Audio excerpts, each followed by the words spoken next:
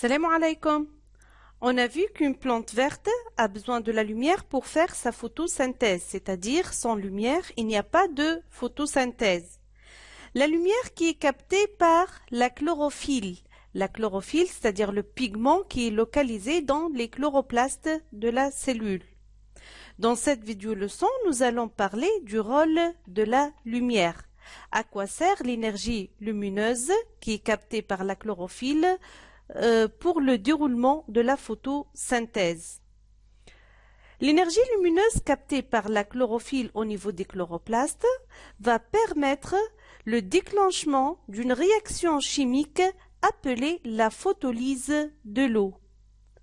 C'est quoi la photolyse de l'eau? Qu'est-ce qu'on veut dire par la photolyse de l'eau? Pour comprendre ce phénomène ou cette réaction chimique, nous allons voir ensemble cette petite animation. Comme vous voyez ici, on a le schéma d'une plante verte. On voit la partie souterraine de la plante, les racines, voilà. Et la partie aérienne de la plante. La partie aérienne avec les feuilles, les bourgeons et la tige. La tige où on peut voir ici les vaisseaux de bois, le xylème de la plante. Dans le sol, on peut voir une molécule d'eau. Une molécule d'eau qui est formée d'oxygène et de 2 hydrogènes, le H2O. Donc, l'eau qui est indispensable à la vie de la plante est absorbée par les racines.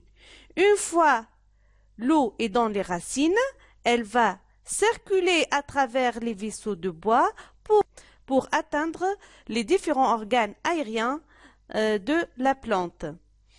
Au niveau des feuilles, une partie de cette eau absorbée par les racines sera évacuée à l'extérieur de la plante sous forme de vapeur à travers les stomates. Et on appelle ce phénomène la transpiration.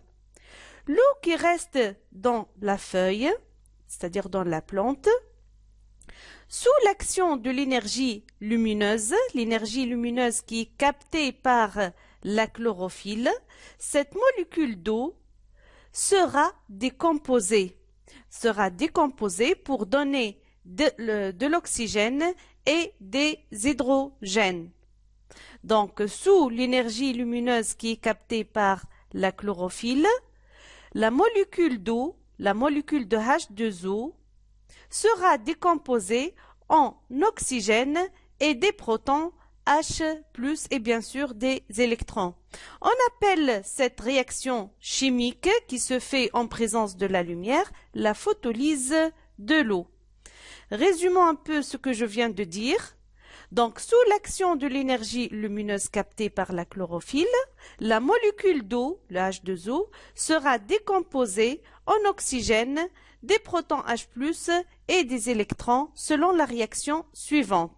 Comme vous voyez ici, on a 2 molécules de H2O. Sous l'action de l'énergie lumineuse, ces 2 molécules seront décomposées pour donner le dioxygène, 4 protons H+, et 4 électrons. Donc, cette réaction chimique s'appelle la photolyse de l'eau.